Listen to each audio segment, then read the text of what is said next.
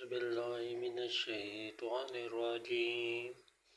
بسم الله الرحمن الرحيم.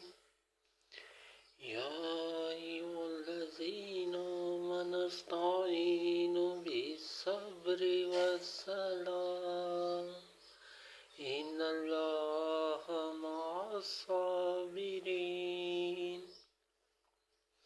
ولا تقولوا لمن يقتل في سبيل الله أموات بل أحياء ولكن لا تشعرون.